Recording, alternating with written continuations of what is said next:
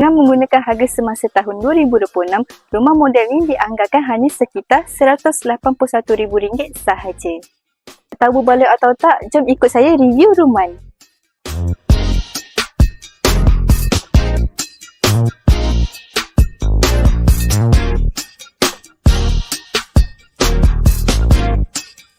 Rumah ni dibina dengan keluasan 1238 kaki persegi dengan bukaan 38x36, lengkap dengan 4 bilik tidur dan 3 tandas.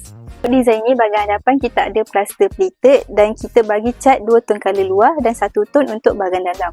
Untuk bahagian hadapan ni kita ada koridor yang berukuran 5x12 kaki dan rumah ni lengkap dengan kaki 5 2 kaki dan penambahan longkang di sekeliling rumah. Dan untuk pintu hadapan, owner request untuk tambah pintu safety door hadapan dan belakang. Okey, jom masuk. Ini adalah bahagian ruang tamu yang berukuran 24x11 kaki dan rumah ni full spec. Jom kita ke ruang keluarga. Untuk ruang keluarga ni berukuran 14x10 kaki. Ni bilik master yang berukuran 16x12 kaki dan bilik ni ada 1 tandas yang berukuran 4x6 kaki.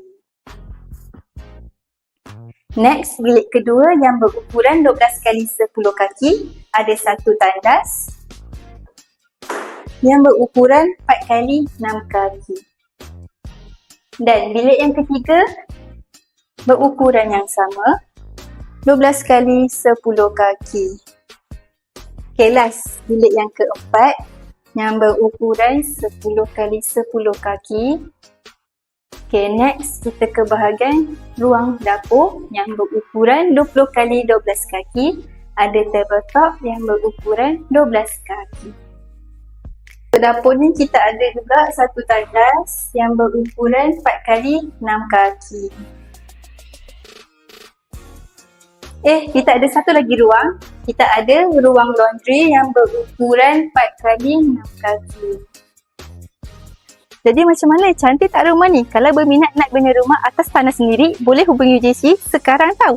Bye!